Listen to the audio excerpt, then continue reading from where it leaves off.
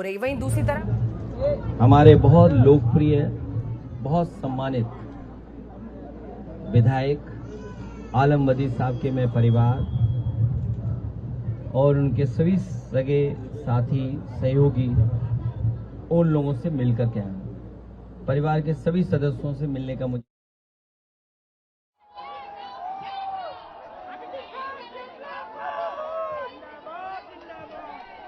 वीर लेकर इस वक्त मंच पर आप अभिजीत दीपके को देख रहे थे और वहीं पर सामने में जो लोग हैं वो खुशी इस वक्त मना रहे हैं।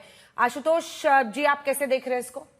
नहीं, मेरा तो स्पष्ट तौर पे मानना है कि ये एक बहुत बड़ी लोकतांत्रिक प्रक्रिया की जीत है। सरकार की जीत हार को मैं उस नजर से नहीं देखूंगा, क्योंकि जब जनता सड़क पर उतर जाए और तमाम तरीके के हथकंडे अपनाने की कोशिश की जाए। अभी मैं सिर्फ आज का अखबार एक सेकंड टोकरी, हिमांशु कोई खबर है क्या जल्दी से? देखिए, बिल्कुल अंजना, जो अभी खबर मिली है उसके अनुसार जो है गृह मंत्री अमित शाह के साथ जो है वो जितेंद्र सिंह और जेपी नड्डा की मुलाकात खत्म हो गई है। अब से कुछ देर में जो है वो दोनों ही मंत्री जो हैं वो कॉन्स्टिट्यूशन क्लब पहुंचेंगे और सौरभ दास और उनके जो साथी हैं आशुतोष उनसे मुलाकात करेंगे।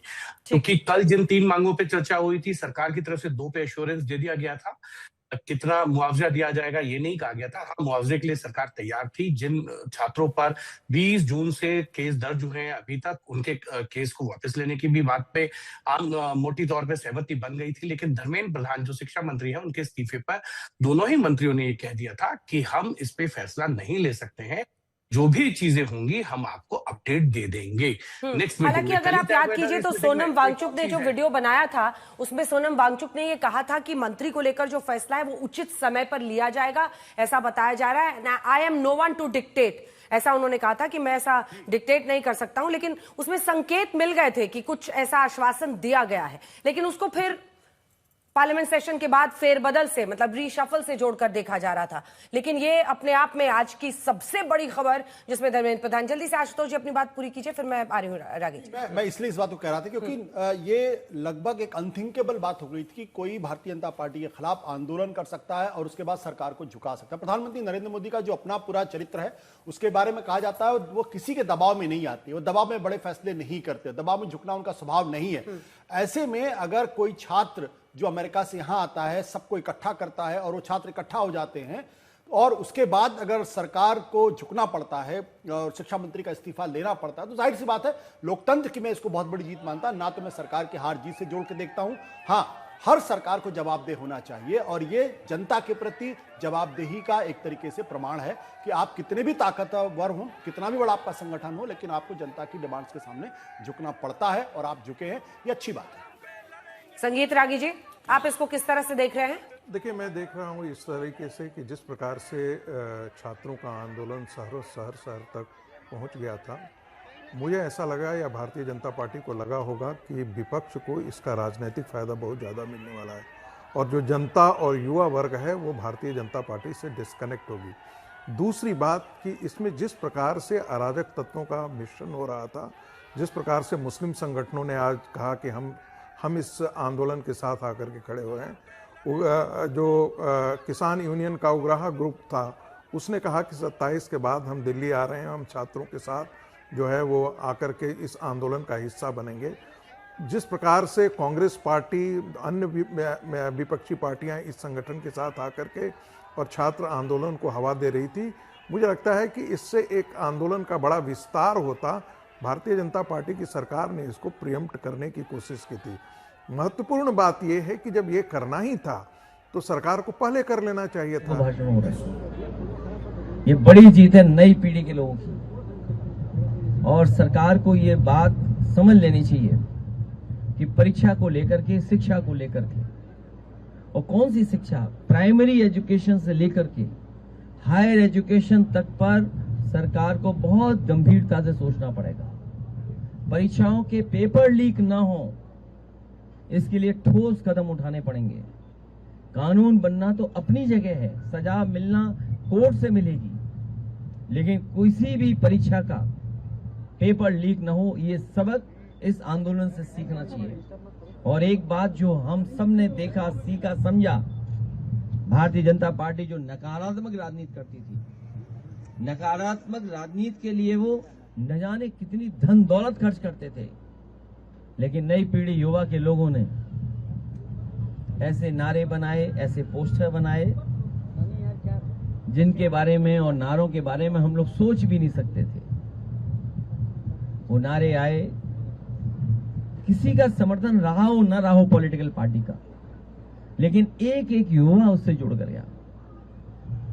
ये युवाओं की और आज के जमाने के इंटरनेट और सोशल मीडिया के माध्यम से और सड़कों पर जो आंदोलन फैला, उसकी वजह से अंतोगत्वा भारतीय जनता पार्टी, जो विश्व की सबसे बड़ी पार्टी है, जिनके पास न जाने कितने संगी साथी अंडरग्राउंड अनरजिस्टर्ड लोग हैं, उनको भी झुकना पड़ गया।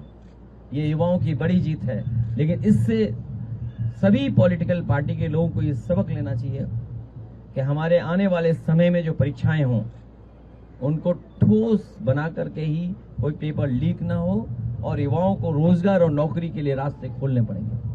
अच्छा, आप पे ये भी आरोप है सर कि क्योंकि उनकी कई बैठक हुई हैं, क्योंकि अंदर बैठक में क्या बात होती है वो तो हम नहीं समझ सकते हैं। सोशल मीडिया के माध्यम से या आप लोगों के माध्यम से जो बात आती है और जो हमारे साथी कुछ हैं जो जानकारी देते हैं, उसके माध्यम से ही हम कोई बात कह पा रहे हैं, क्योंकि बात हमारे बीच नहीं है।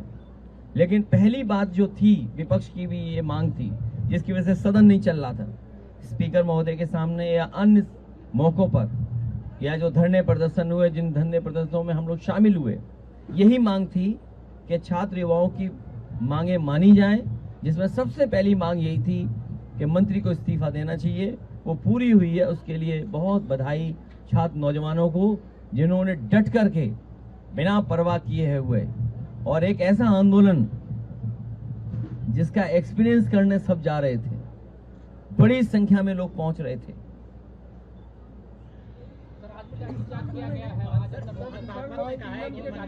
सबके मालिक बनेंगे, ऐसा नहीं हो सकता है। युवा पीढ़ी से बातचीत करके ही नतीजे निकालने चाहिए। बिना माइक के बोल दीजिए, आवाज से इको आ रहा है। ये जो इस्तीफा हुआ है वो इंकलाब की वजह से हुआ है। जिस तरह इंकलाब दिखाई दिया सड़कों पर, प्रयागराज रहा हो या BHU रहा हो या अन्य जगह जो छात्र नौजवान तैयारी कर रहे थे लखनऊ राजधानी में, अभी भी हुआ प्रदर्शन, लेकिन इसके बाद की जो तैयारी थी, तो इस्तीफा तो हुआ है, लेकिन इंकलाब की वजह से इस्तीफा हुआ, जो सड़कों पे इंकलाब था। युवाओं का डर था, ये सरकार डर गई विपक्ष से। युवाओं के इंकलाब से सरकार को झुकना पड़ा। जो टिप्पणी की हुई है, जो बहुत ही खरी टिप्पणी है, उसके बारे में आप क्या कहना चाहते हैं? मैंने देखा नहीं, न सुना है मैंने, टिप्पणी क्या हुई है मेरी जानकारी में नहीं है। अखिलेश जी क्या कहेंगे? आजम खान की यूनिवर्सिटी पे सरकारी फरमान जारी हुआ बुलडोजर चलाने का, क्या कहेंगे? उसके लिए कानूनी लड़ाई, और जो लोग शिक्षा और परीक्षा देखिए। तो अखिलेश यादव को आपने सुना, उनका ये कहना था कि नई पीढ़ी के लोगों ने नए तौर तरीके से सड़क पर आंदोलन करके, इंटरनेट के जरिए एक बड़ा आंदोलन किया, और उसके बाद से सरकार आंदोलन में युवाओं के सामने झुकी है। और यही जश्न की तस्वीरें जंतर मंतर से इस वक्त आ रही हैं, जो आप अपने टेलीविजन स्क्रीन पर देख रहे हैं। आइए अब आपको सुनाते हैं अभिजीत दीपके के माता पिता क्या कह रहे हैं। उससे पहले लेकिन हिमांशु के पास चल रहे हैं। हिमांशु, क्या हो रहा है इस वक्त वहां पर?